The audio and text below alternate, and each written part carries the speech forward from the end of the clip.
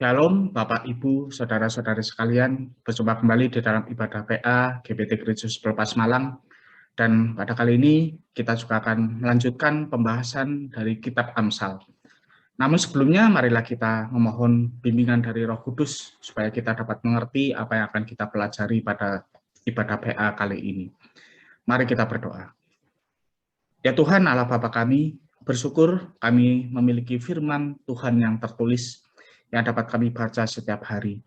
Dan kami juga bersyukur Engkau telah memberikan Roh Kudus di dalam hati kami yang menuntun dan juga mengarahkan kehidupan kami, sehingga apa yang kami baca melalui firman-Mu itu dapat kami pahami dan dapat kami lakukan untuk menjalani hidup yang berkenan di hati-Mu.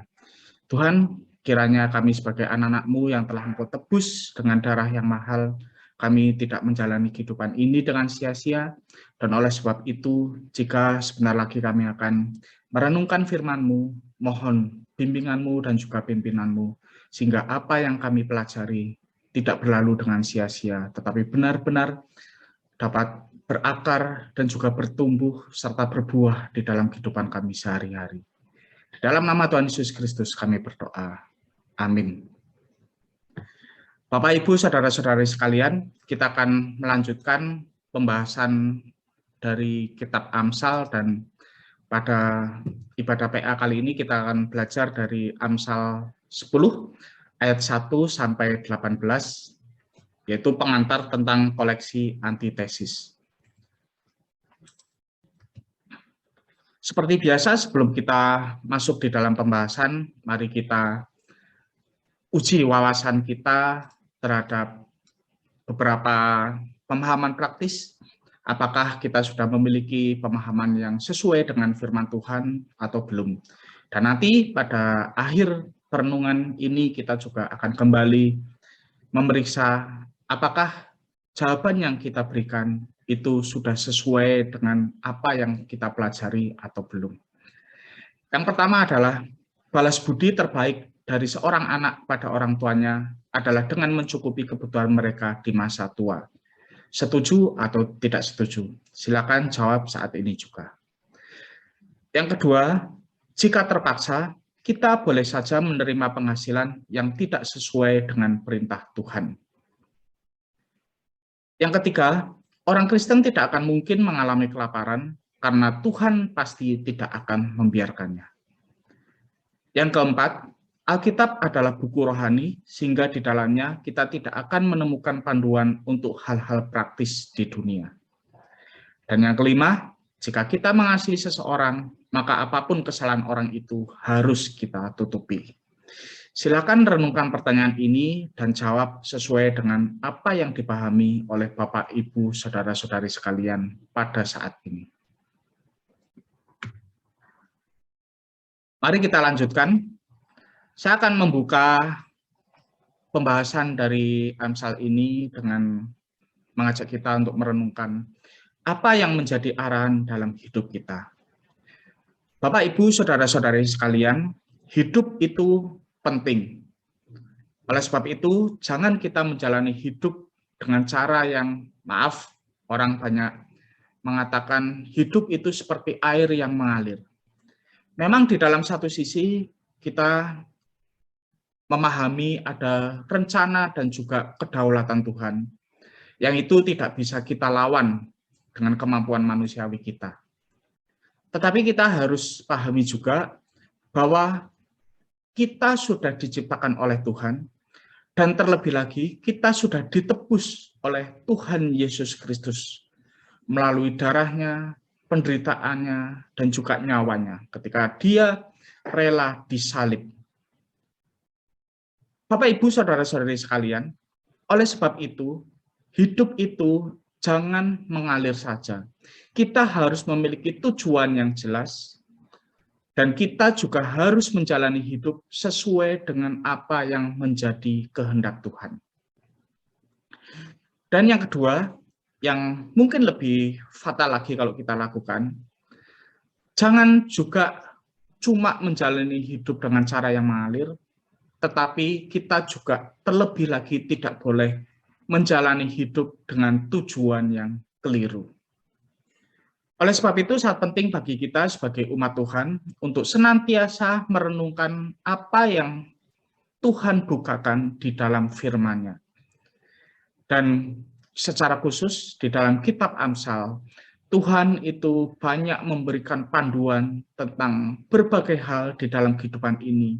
Bagaimana kita harus bersikap, berpikir, dan juga bertingkah laku baik dengan sesama maupun juga dengan diri sendiri dan juga dengan Tuhan. Supaya apa? Supaya hidup kita adalah hidup yang berkenan di hati Tuhan. Hidup seperti orang-orang yang berhikmat, bukan hidup seperti orang-orang yang bebal. Karena kita tahu bahwa Alkitab mengajarkan upah dosa adalah maut.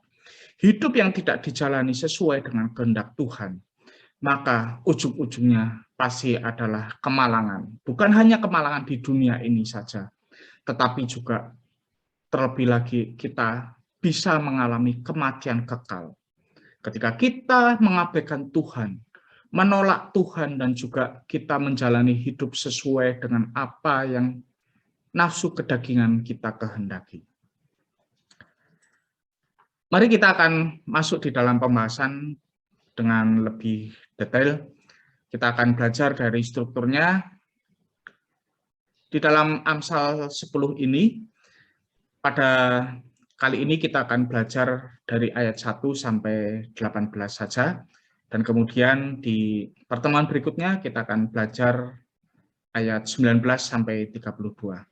Struktur dari Amsal 10 adalah ada subjudul ayat 1a, nanti kita akan belajar bahwa mulai ayat 10, pasal 10 ayat 1 hingga pasal 22 ayat 16, Amsal ditulis dengan pola yang sedikit berbeda dari apa yang ditulis dalam ayat pasal 1 sampai pasal 9 yang telah kita pelajari. Jadi di dalam bagian ini dan sampai pasal 22 ayat 16 itu amsal-amsal pendek yang dikaitkan dengan Salomo. Kemudian di bagian yang kedua ayat 1b sampai ayat kelima menyatakan anak yang bijak dan anak yang bebal. Ayat 6 sampai 11 terkait dengan tema mulut orang fasik. Kemudian ayat 12 sampai 18 itu terdapat koleksi 7 amsal, dan ayat 19 sampai 32 amsal tentang lidah, keamanan pribadi, dan kemalasan. Bapak Ibu saudara-saudari sekalian, karena amsal-amsal yang akan kita pelajari ini ditulis dengan gaya yang singkat, ringkas, amsal-amsal pendek. Oleh sebab itu, baik bagi kita untuk mempelajarinya satu ayat demi satu ayat. Tetapi juga kita harus mengaitkannya dengan ayat-ayat yang ada di dalam bagian tersebut yang terkait, ataupun juga mengaitkannya dengan struktur yang ada di dalam bagian tersebut. Karena kalau kita bisa kehilangan makna jika kita membaca Amsal hanya dari satu ayat, kemudian kita mengabaikan ayat-ayat yang terkait lainnya. Apalagi kita mengabaikan kebenaran firman Tuhan yang terdapat di dalam bagian lain dari Alkitab yang kita miliki. Maka dari itu, ketika nanti kita akan mempelajari amsal-amsal pendek yang diulas di dalam pasal 10 ini, saya juga akan mengaitkannya dengan ayat-ayat di dalam Perjanjian Baru supaya kita lebih mengerti konteks dari Alkitab secara keseluruhan. Sehingga kita tidak memiliki cara pandang yang keliru, yang didapat dari penafsiran yang sepotong-sepotong. Sebelum kita mempelajari bagian dari Amsal yang menjadi porsi kita pada pertemuan kali ini, saya akan mengantar kita untuk mengulas sedikit beberapa jenis atau pola dari Amsal yang akan kita baca. Jadi ada berbagai pola di dalam kitab Amsal, tetapi saya akan mengajak kita untuk menelaah 3 di antaranya yang bisa menjadi panduan bagi kita untuk dapat memahami apa yang tertulis di dalam kitab Amsal. Jenis yang pertama adalah Amsal antitesis atau mempertentangkan. Makna dan penerapan dari Amsal jenis ini dapat kita tarik dari kontras atau pertentangan antara dua kalimat di dalam Amsal. Contoh Amsal 10 ayat 6, berkat ada di atas kepala orang benar, tetapi mulut orang fasik menyembunyikan kelaliman. Lihat di sini ada kata yang menunjukkan adanya pertentangan, yaitu tetapi. Nanti kita akan banyak menemui amsal-amsal yang seperti ini di dalam pembahasan kita. Kemudian apa yang dipertentangkan, yaitu antara orang benar dan orang fasik. Jadi kita harus memahaminya dari sudut pandang ini, bahwa penulis Amsal itu ingin mengontraskan apa yang dialami oleh orang benar dan juga apa yang dialami oleh orang fasik. Ketika kita memahami kontras dari kedua hal ini, kita akan memahami apa yang Tuhan inginkan untuk dapat kita lakukan melalui Amsal ini. Dan juga dari kontras ini kita di dalam hati kemungkinan besar akan lebih merasa tergugah gitu ya, bahwa jalan hidup yang layak untuk kita jalani adalah jalan hidup orang benar. Sementara jalan hidup orang fasik itu harus kita jauhi dan harus kita hindari. Kemudian yang jenis kedua adalah membandingkan. Makna dan penerapannya dapat kita tarik dari kesamaan atau perbandingan antara dua kalimat di dalam Amsal. Amsal 10 ayat 26, seperti cuka bagi gigi dan asap bagi mata. Demikian si pemalas bagi orang yang menyuruhnya. Jadi dari dua kalimat ini ada kata-kata seperti dan juga demikian ya. Kemudian ada kata-kata bagi. Jadi di dalam merenungkan Amsal jenis ini, kita dapat memahami adanya penggambaran yang dipaparkan oleh penulis Alkitab, dan juga kita bisa membandingkan dari penggambaran tersebut dengan apa yang terjadi di dalam dunia nyata. Nanti kita akan belajar di dalam bagian selanjutnya, minggu depan, bagaimana kita menerapkan Amsal 10 ayat 26 ini. Seperti apa sih cuka bagi gigi dan asap bagi mata? Dan mengapa penulis Amsal itu membandingkannya dengan pemalas bagi orang yang menyuruhnya. Jenis yang ketiga adalah Amsal yang melengkapi. Makna dan penerapannya dapat kita tarik dari bagaimana kalimat kedua melengkapi kalimat pertama di dalam Amsal. Amsal 10 ayat 18, siapa menyembunyikan kebencian, dusta bibirnya. Siapa mengumpat adalah orang bebal. Jadi ada kelanjutan dari apa yang dipaparkan dalam kalimat kedua dengan apa yang telah dipaparkan di dalam kalimat yang pertama. Jadi kalimat kedua itu lebih menjelaskan apa yang sudah dinyatakan sebelumnya. Kita nanti akan belajar pada kesempatan kali ini apa makna dari Amsal ini. Baik, mari kita membaca Amsal yang akan menjadi bagian dari perenungan kita pada pertemuan ini. Bagian pertama adalah ayat 1 sampai 5. Amsal-amsal Salomo. Ini tadi saya sudah paparkan bahwa mulai pasal 10 ayat 1 sampai pasal 22 ayat 16 berisi kumpulan amsal-amsal pendek yang dikaitkan dengan Salomo. Anak yang bijak mendatangkan sukacita kepada ayahnya, tetapi anak yang bebal adalah kedukaan bagi ibunya. Kemudian ayat kedua dan ketiga ini nanti saya akan pasangkan. Harta benda yang diperoleh dengan kefasikan tidak berguna, tetapi kebenaran menyelamatkan orang dari maut. Tuhan tidak membiarkan orang benar menderita kelaparan, tetapi keinginan orang fasik ditolaknya. Kemudian saya juga akan memasangkan ayat keempat dan kelima, demikian. Tangan yang lamban membuat miskin, tetapi tangan orang rajin menjadikan kaya. Siapa mengumpulkan pada musim panas, ia berakal budi. Siapa tidur pada waktu panen, membuat malu. Bapak, Ibu, saudara-saudari sekalian, dari ayat 1b kita diajak untuk merenungkan apakah kita sudah menjadi anak yang berbakti pada orang tua. Jadi nanti ketika saya akan membahas beberapa Amsal yang menjadi bagian kita pada pertemuan ini, saya akan memulainya dengan sebuah pertanyaan renungan, supaya kita mulai mengorientasikan pikiran kita, apakah hidup kita sudah sesuai dengan Amsal yang akan kita pelajari atau belum. Dari ayat 1b, kita membaca bahwa anak yang bijak mendatangkan sukacita kepada ayahnya, tetapi anak yang bebal adalah kedukaan bagi ibunya. Banyak anak yang kalau kita pakai istilah dunia ini adalah anak durhaka, yang sudah dibesarkan baik-baik oleh orang tuanya, tetapi ketika dewasa, dia malah melakukan hal-hal yang memalukan keluarganya. Terlebih lagi, dia malah mengabaikan atau memberontak terhadap orang tuanya. Ini harus kita renungkan bahwa sikap-sikap seperti ini itu tidak sesuai dengan apa yang Tuhan inginkan.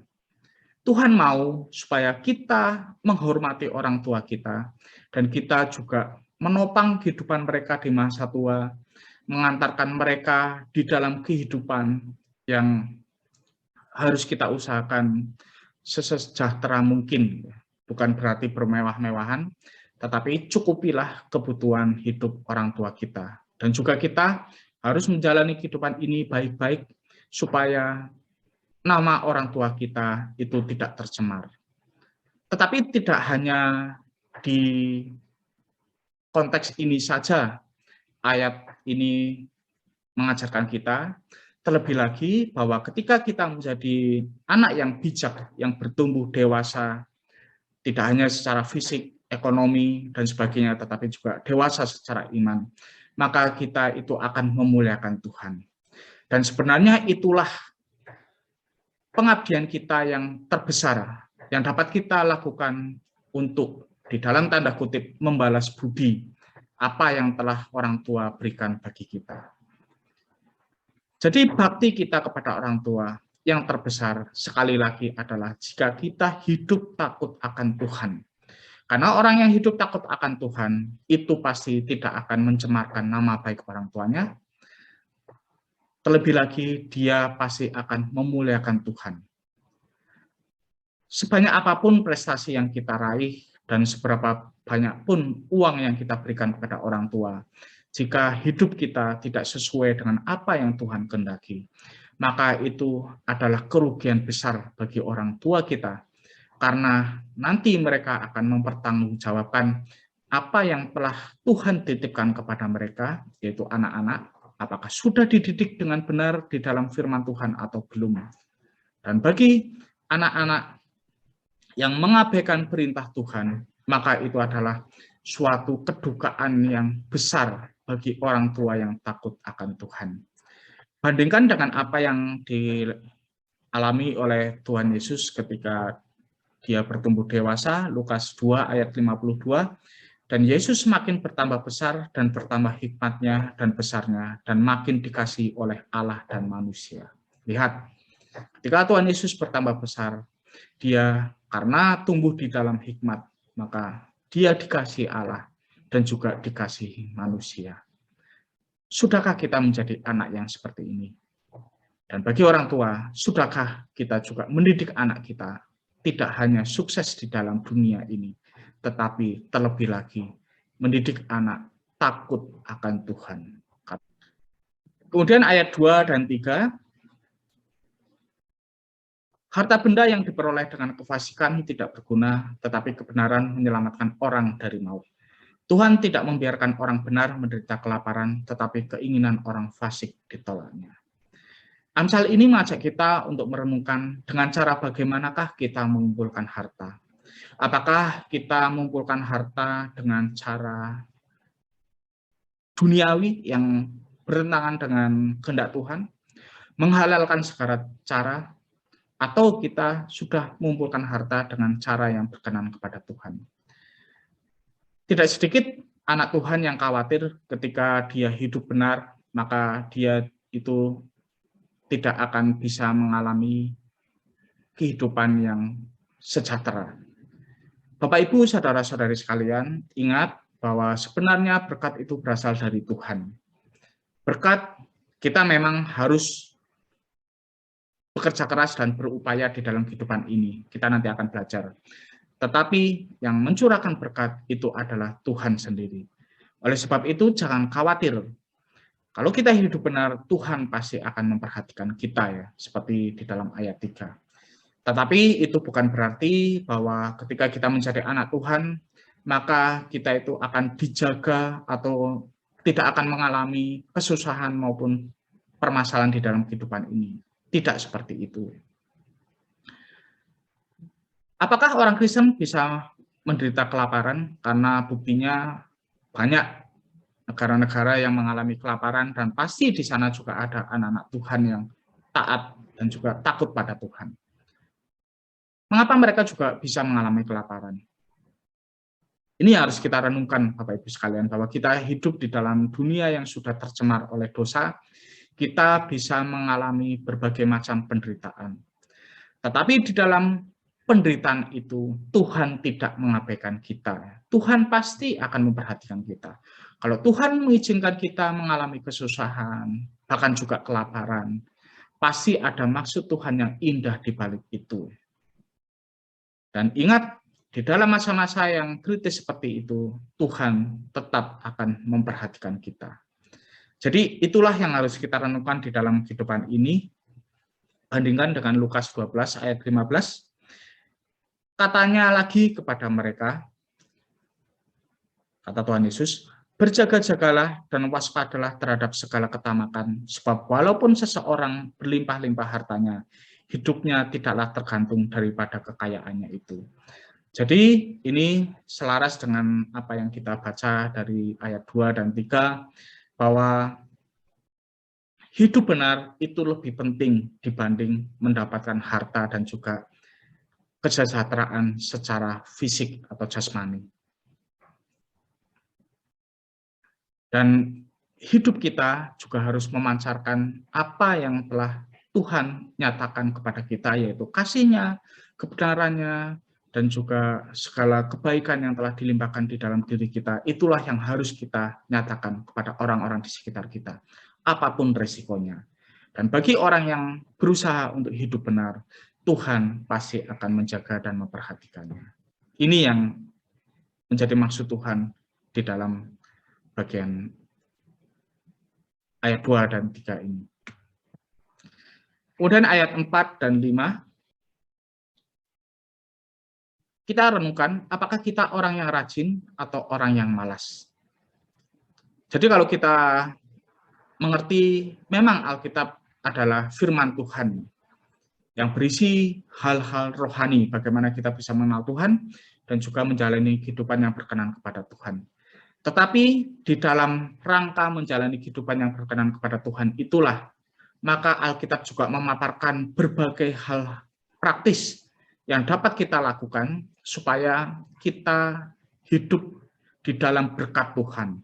Dan kita juga tidak mengalami kehancuran di dalam kehidupan ini akibat dosa, nafsu, ataupun kesalahan-kesalahan kita sebagai manusia. Dan salah satunya apa yang dinyatakan di dalam ayat 4 dan 5 ini, tangan yang lamban membuat miskin, tetapi tangan orang rajin menjadikan kaya. Siapa mengumpulkan pada musim panas, ia berakal budi. Siapa tidur pada waktu panen, membuat malu. Jadi sebagai anak Tuhan, tidak layak bagi kita untuk menjadi orang yang bermalas-malasan, sukanya rebahan, sukanya menunggu bantuan dari orang lain, atau perhatian dari orang lain. Sebagai anak Tuhan yang sudah diberi talenta, diciptakan menurut gambar dan rupa Allah, dan juga diberi anugerah yang orang lain tidak dapatkan, maka kita harus meresponnya dengan apa? dengan hidup maksimal bagi Tuhan. Apapun panggilan kita, bekerja keraslah. 2 Tesalonika 3 ayat 10b, Paulus menyatakan demikian, jika seorang tidak mau bekerja, janganlah ia makan. Jadi Alkitab berulang kali mengajarkan bagi kita supaya kita berusaha di dalam kehidupan ini. Jadi mengikut Tuhan bukan berarti kita harus mengabaikan tanggung jawab dan kerja keras di dalam kehidupan ini. Justru semakin orang mengikut Tuhan, maka orang itu akan semakin bekerja keras.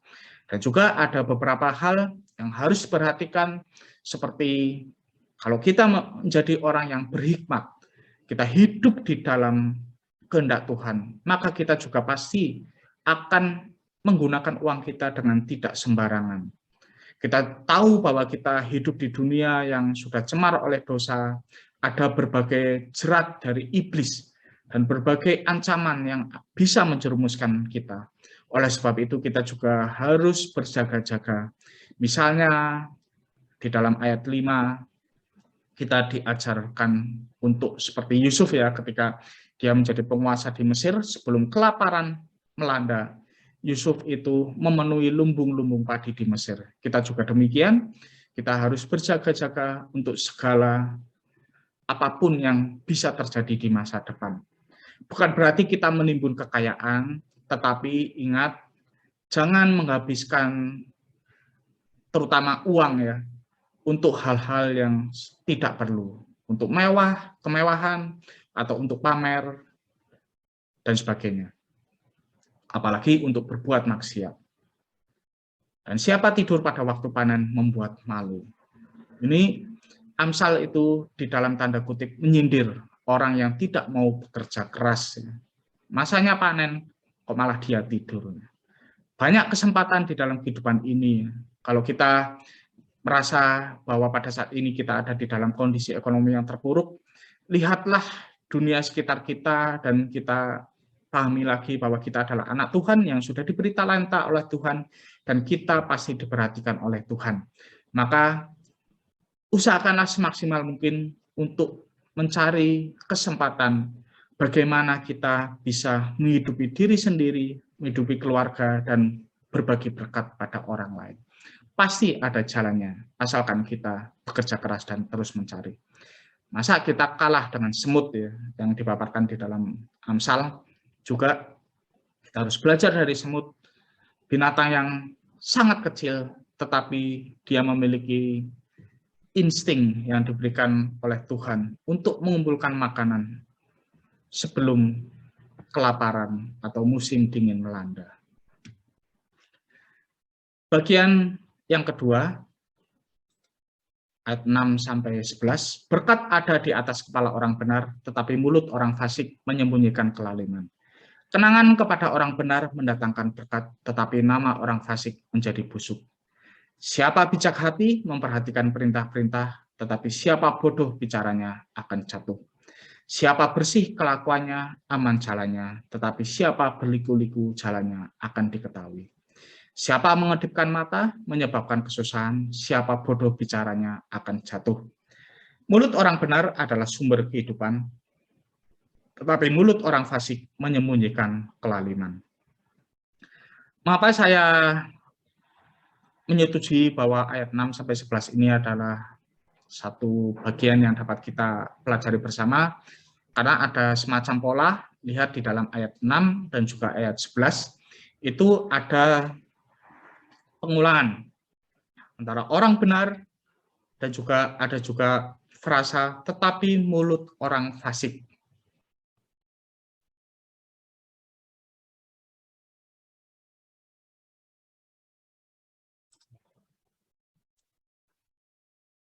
Dari situ kita dapat mengambil kesimpulan bahwa ada semacam benang merah yang ingin penulis Amsal nyatakan di dalam bagian ini.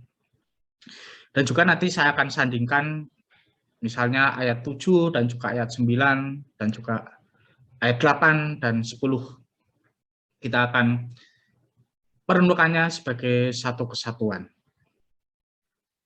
Ayat 6 dan 11, mari kita renungkan perkataan seperti apakah yang kita keluarkan. Ayat 6, berkat ada di atas kepala orang benar, tetapi mulut orang fasik menyembunyikan kelaliman. Ayat 11, mulut orang benar adalah sumber kehidupan, tetapi mulut orang fasik menyembunyikan kelaliman. Ingat perkataan Tuhan Yesus di dalam Matius 15 ayat 18, tetapi apa yang keluar dari mulut berasal dari hati, dan itulah yang menajiskan orang. Jadi kita harus benar-benar menjaga apakah perkataan yang kita keluarkan itu menjadi berkat bagi orang lain dan memuliakan Tuhan atau tidak. Tetapi terlebih lagi, ingat bahwa kita akan sangat sulit menjaga perkataan kita kalau hati kita itu cemar. Jadi mintalah bimbingan Roh Kudus melahirbarukan hati kita dan juga menjaga hati kita kalau kita sudah terima Tuhan dan Roh Kudus melahirbarukan hati kita, maka kita senantiasa memohon bimbingan Roh Kudus untuk terus-menerus mengingatkan dan juga membersihkan noda-noda yang ada di dalam hati kita. Supaya apa? Supaya apa yang kita keluarkan melalui mulut dan bibir kita itu adalah perkataan yang membangun. Ayat 7 dan 9 itu mengantarkan kita kepada perenungan apakah kita sudah hidup dengan integritas, hidup jujur, hidup sesuai dengan standar Tuhan, walaupun tidak diketahui orang ataupun keadaan terpaksa, kita tetap hidup di dalam standar Tuhan. Kenangan kepada orang benar mendatangkan berkat, tetapi nama orang fasik menjadi busuk. Siapa bersih kelakuannya, aman jalannya, tetapi siapa berliku-liku jalannya akan diketahui. Saya teringat dengan almarhum Billy Graham. Ini adalah seorang pelayan Tuhan dan juga pengkhotbah yang saya teladani. Karena beliau sudah membuktikan diri integritas di dalam kehidupannya. Jadi kalau kita lihat ada pelayan-pelayan Tuhan yang kelihatannya hidup benar tetapi di ujung melakukan kesalahan fatal, maka kita harus sangat berhati-hati dengan apa yang kita lakukan di dalam hidup ini. Apakah kita hidup dengan hikmat atau tidak. Dan kalau kita mau benar-benar belajar, maka belajarlah pada orang-orang yang sampai matinya dia membuktikan diri sudah berintegritas di hadapan Tuhan. Ibrani 13 ayat 7 menyatakan demikian, ingatlah akan pemimpin-pemimpin kamu yang telah menyampaikan firman Allah kepadamu. Perhatikanlah air hidup mereka dan contohlah iman mereka. Dari firman Tuhan ini kita belajar bahwa marilah kita hidup benar. Karena itulah hidup yang akan membawa berkat baik bagi diri kita maupun bagi orang lain. Jangan coba-coba untuk hidup yang tidak sesuai dengan apa yang Tuhan kehendaki. Karena suatu saat kita pasti akan mendapatkan getahnya. Entah pada saat kita masih hidup, kita mengalami hal yang memalukan atau mengalami kehancuran hidup, atau juga ketika kita mati nanti, apakah orang-orang akan mengingat perbuatan baik kita, atau orang-orang akan mengingat kehidupan kita yang buruk? Ini yang harus kita waspadai. Ayat 8 dan 10, apakah kita hidup di dalam ketaatan? Firman Tuhan menyatakan demikian, siapa bijak hati memperhatikan perintah-perintah, tetapi siapa bodoh bicaranya akan jatuh. Siapa mengedipkan mata menyebabkan kesusahan, siapa bodoh bicaranya akan jatuh. Ada perulangan. Ini selaras dengan Matius 7 ayat 24 sampai 25. Setiap orang yang mendengar perkataanku ini Tuhan Yesus, dan melakukannya, ia sama dengan orang yang bijaksana yang mendirikan rumahnya di atas batu. Kemudian turunlah hujan dan datanglah banjir, lalu angin melanda rumah itu, tetapi rumah itu tidak rubuh, sebab didirikan di atas batu. Marilah kita benar-benar memperhatikan perintah Tuhan. Jangan main-main ya, jangan menyeleweng, Jangan coba main api, mendekat dengan dosa, menjauh dari apa yang Tuhan kehendaki. Suatu saat kita pasti akan kena getahnya seperti yang tadi saya bilang. Kita pasti akan jatuh. Marilah kita periksa apakah hidup kita sudah seperti apa yang dinyatakan oleh Tuhan Yesus ya. Hidup orang yang bijaksana, yang bagaikan mendirikan rumah di atas batu. Ketika ada badai melanda, rumah itu tetap tegak berdiri. Jangan terkelabui oleh keberhasilan kita atau tingkat ekonomi kita yang mapan, pendidikan kita yang tinggi.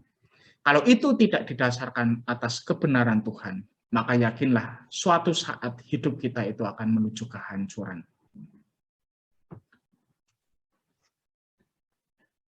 Bagian yang terakhir dari pertemuan kita, ayat 12 sampai 18, mari kita bersama-sama merenungkannya. Kebencian menimbulkan pertengkaran, tetapi kasih menutupi segala pelanggaran. Di bibir orang berpengertian terhadap hikmat, tetapi pentung tersedia bagi punggung orang yang tidak berakal budi. Orang bijak menyimpan pengetahuan, tetapi mulut orang bodoh adalah kebinasaan yang mengancam. Kota yang kuat bagi orang kaya ialah hartanya, tetapi yang menjadi kebinasaan bagi orang melarat ialah kemiskinan. Upah pekerjaan orang benar membawa kepada kehidupan, penghasilan orang fasik membawa kepada dosa. Siapa mengindahkan didikan menuju jalan kehidupan, tetapi siapa mengabaikan teguran tersesat. Siapa menyembunyikan kebencian, dusta bibirnya. Siapa mengumpat adalah orang bebal.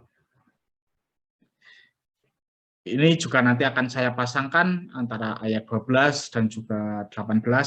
Ada perulangan kebencian yang dinyatakan di dalam ayat tersebut. Kemudian ayat 13, 14 saya akan sandingkan. Demikian juga ayat 15 dan 16. Dan ayat 17 akan saya bahas secara terpisah. Ayat 12 dan 18, antara benci dan kasih, manakah yang kita bagikan pada orang lain? Kebencian menimbulkan pertengkaran, tetapi kasih menutupi segala pelanggaran. Siapa menyembunyikan kebencian, dusta bibirnya. Siapa mengumpat adalah orang bebal.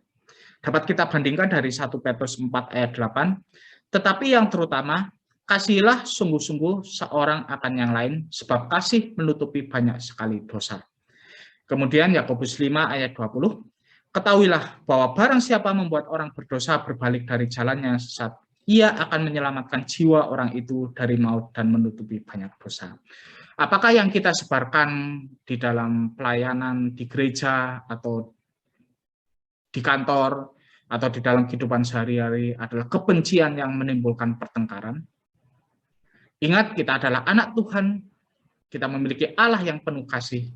Kalau Allah kita demikian, maka kita sebagai anaknya, kita juga harus penuh kasih. Apakah ayat 12 mengajarkan bahwa kalau kita mengasihi orang, maka apapun dosa orang itu harus kita tutupi? Tadi kita sudah belajar dari Perjanjian Baru bahwa memang kasih menutupi banyak sekali dosa, tetapi bukan berarti menutupi itu kita menyembunyikan kejahatan orang itu, tidak ya. Tetapi kalau kita mengasihi orang itu, maka kita itu akan mengampuni salah orang itu kepada kita. Kita tidak mengumbar kejelekannya atau mengumbar kesalahannya kepada orang-orang yang lainnya. Tetapi di dalam kasus-kasus tertentu, seperti juga di dalam Yakobus 5 ayat 20, kita harus menegur ketika orang itu berbuat dosa. Justru teguran itu adalah bentuk dari kita mengasihi orang tersebut.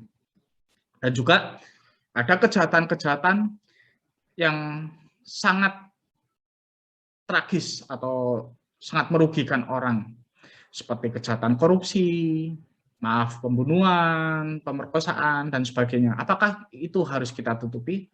Tentu tidak. Kalau itu kita tutupi, maka kita membiarkan orang itu tersesat, dan juga kita membiarkan orang lain berada di dalam bahaya. Karena ada orang yang sekali melakukan kejahatan, dia tidak akan berhenti. Dia akan terus mencari kesempatan dan juga mangsa yang lain.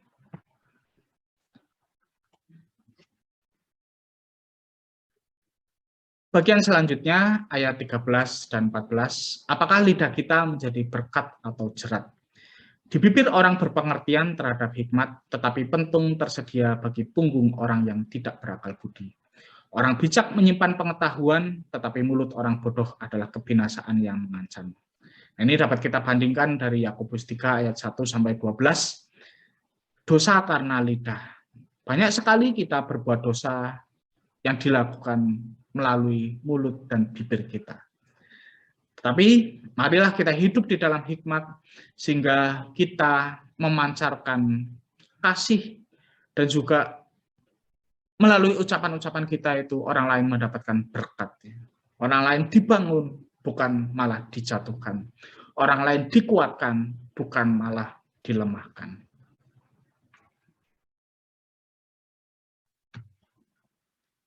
Ayat 15 dan 16, apakah kita menghalalkan segala cara dalam meraih kekayaan?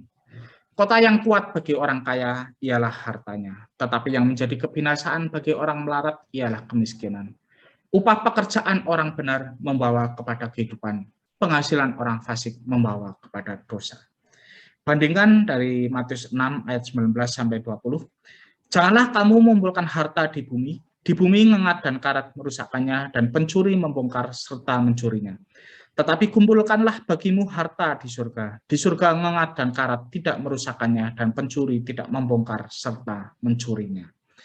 Jadi kalau Amsal-Amsal berbicara tentang kekayaan ataupun kemiskinan, itu bukan berarti Tuhan itu lebih suka dengan orang kaya dan Tuhan mengabaikan orang miskin, atau juga orang kaya adalah tanda orang yang berkenan di hati Tuhan, sementara orang miskin adalah orang yang tidak berkenan di hati Tuhan. Tidak demikian. Tapi kita harus memperhatikan, jangan kita menghalalkan segala cara di dalam meraih kekayaan. Jangan hanya karena kita ingin sesukses orang lain, maka kita juga melakukan hal-hal yang orang lain lakukan yang tidak sesuai dengan apa yang Tuhan kehendaki di dalam firman Tuhan. Dan juga kita tidak boleh hanya karena terpaksa, maka kita mendapatkan kekayaan ataupun bekerja di dalam cara-cara yang tidak berkenan di hati Tuhan. Ingat, Tuhan tidak akan mengabaikan kita. Hiduplah jujur dengan cara yang berkenan di hati Tuhan. Dapatkanlah uang dengan cara yang membangun dan juga menjadi berkat bagi sesama. Pasti Tuhan akan menjaga hidup kita. Dan bukankah itu lebih penting dibanding kekayaan?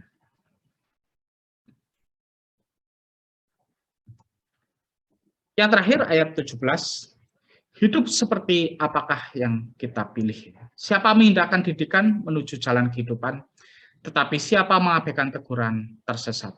Ini sesuai dengan Matius 7 ayat 13 sampai 14. Masuklah melalui pintu yang sesak itu, karena lebarlah pintu dan luaslah jalan yang menuju kepada kebinasaan, dan banyak orang yang masuk melaluinya. Karena sesaklah pintu dan sempitlah jalan yang menuju kepada kehidupan, dan sedikit orang yang mendapatinya. Jadi sekali lagi kita dipaparkan adanya dua jalan hidup. Satu adalah jalan hidup orang benar, jalan hidup orang berhikmat yang menuju kepada kehidupan kekal dan juga menuju kepada sukacita yang sejati. Satunya lagi adalah jalan hidup orang fasik, orang bebal, yang mengabaikan hikmat, mengabaikan Tuhan di dalam kehidupan sehari-hari. Tidak hanya jalan hidup ini akan menuju kematian kekal, tetapi jalan hidup ini juga akan menghancurkan hidup kita di dalam dunia ini. Itu bisa berupa nama baik yang rusak. Banyak ya para koruptor yang tadinya hidup mewah dan juga terhormat, kemudian ketika tertangkap, dia masuk penjara dan kemudian nama baiknya rusak. Itu adalah salah satu contoh dari orang yang tidak hidup di dalam jalan yang sudah Tuhan gariskan. Ingat, Tuhan menggariskan kita, ada larangan-larangan itu bukan untuk mengekang kita, tetapi justru itu untuk menjaga supaya hidup kita hidup yang berkelimpahan, penuh dengan berkat Tuhan. Kita bisa merasakan kebahagiaan apapun yang terjadi di dalam kehidupan ini. Amin. Baik, mari kita periksa apakah jawaban kita sudah sesuai dengan kebenaran yang Tuhan nyatakan di dalam perenungan ini. Yang pertama, balas budi terbaik dari seorang anak pada orang tuanya adalah dengan mencukupi kebutuhan mereka di masa tuanya. Tidak setuju. Memang ini adalah balas budi yang baik, tetapi yang terbaik adalah kita hidup takut akan Tuhan, menjadi orang yang berhikmat, menjadi anak yang menyenangkan hati Tuhan. Karena percuma kita memberikan uang dan memberikan kemewahan kepada orang tua, tetapi itu didapat dengan cara yang tidak berkenan di hati Tuhan, atau kita menjadi orang yang hidup di luar Tuhan. Yang kedua, jika terpaksa, kita boleh saja menerima penghasilan yang tidak sesuai dengan perintah Tuhan. Tidak setuju, karena tadi kita sudah belajar bahwa yang terutama adalah kita hidup benar. Apapun yang terjadi, kita yakin, sungguh-sungguh percaya bahwa jika kita hidup benar, maka Tuhan juga akan menjaga kehidupan kita. Mungkin kita akan mengalami kelaparan dan berbagai penderitaan yang lain, tetapi ingat, Tuhan tidak mengabaikan kita. Tuhan pasti akan memberikan penyertaan kepada kita. Yang ketiga, orang Kristen tidak akan mungkin mengalami kelaparan karena Tuhan pasti tidak akan membiarkannya. Ini sesuai dengan apa yang juga dinyatakan di dalam poin yang kedua tadi. Penjagaan Tuhan itu bukan berarti kita akan bebas dari penderitaan, termasuk kelaparan. Tetapi penjagaan Tuhan adalah di dalam setiap kondisi, termasuk juga di dalam penderitaan ataupun kelaparan, Tuhan tidak akan membiarkan kita. Tuhan akan mengawasi langkah hidup kita dan akan menyertai kita dengan cara-cara yang mungkin tidak dapat kita selami. Yang keempat, Alkitab adalah buku rohani, sehingga di dalamnya kita tidak akan menemukan panduan untuk hal-hal praktis di dunia. Ini juga tidak setuju, memang Alkitab adalah buku rohani, tetapi karena Alkitab menyatakan siapa Tuhan dan apa yang Tuhan kehendaki untuk dilakukan oleh anak-anaknya, maka kita akan menemukan banyak hal-hal praktis, panduan untuk hidup benar di dalam dunia ini. Tadi bagian yang kita baca, kita sudah mempelajari bagaimana kita berlaku sebagai anak, bagaimana kita mengumpulkan harta, bagaimana kita menjaga ucapan kita, dan juga kebenaran-kebenaran Tuhan yang lain. Bukankah itu semuanya hal yang praktis? Tetapi hal praktis itu bukan sekadar standar moral di dunia ini saja, tetapi itulah cara supaya hidup kita berkenan kepada Tuhan, memuliakan Tuhan, dan menjadi berkat bagi sesama. Jika kita mengasihi seseorang, maka apapun kesalahan orang itu harus kita tutupi. Memang kita tidak mengumbar keburukan orang lain. Kalau kita benar-benar mengasihi dia, kita tidak akan sembarangan mengumbar keburukan orang lain. Tetapi ada saat-saat tertentu ketika kita harus menegur dia, atau juga kita harus melaporkan kejahatan yang telah dia lakukan kepada pihak yang berwajib. Supaya apa? Supaya orang itu tidak semakin tersesat di jalannya, dan juga orang itu bertobat, itu harapan kita, tetapi orang lain juga tidak akan menerima kerugian dari apa yang mungkin dilakukan oleh orang tersebut. Jadi tidak setuju. Baik, Bapak, Ibu, Saudara-saudari sekalian, demikian ibadah PA pada kesempatan kali ini. Dan marilah kita mengucap syukur, kita sekali lagi berdoa kepada Tuhan. Ya Tuhan Allah Bapa kami, terima kasih atas kebenaran yang telah Engkau bukakan bagi kami, dan biarlah kebenaran tersebut dapat kami pahami, dan terlebih lagi dapat kami lakukan di dalam kehidupan sehari-hari. Tuhan, tolong Engkau sertai untuk anak-anak-Mu, supaya mereka tetap dapat berlaku sebagai garam dan terang dunia, sehingga kehadiran mereka benar-benar berdampak positif, menjadi berkat bagi orang-orang di sekitar mereka, dan terutama mereka juga memuliakan Tuhan. Bapak, Ibu, Saudara-saudari sekalian, terimalah berkat dari Tuhan. Kiranya kasih karunia dan anugerah dari Allah Bapa kita dan dari Tuhan Yesus Kristus, serta persekutuan dengan Roh Kudus, turun melimpah atas saudara sekalian, mulai hari ini sampai kedatangan Kristus yang kedua kali. Amin. Sekian ibadah PA pada kesempatan kali ini, dan kita akan berjumpa kembali minggu depan untuk membahas bagian yang kedua dari Amsal 10 ini. Tuhan memberkati.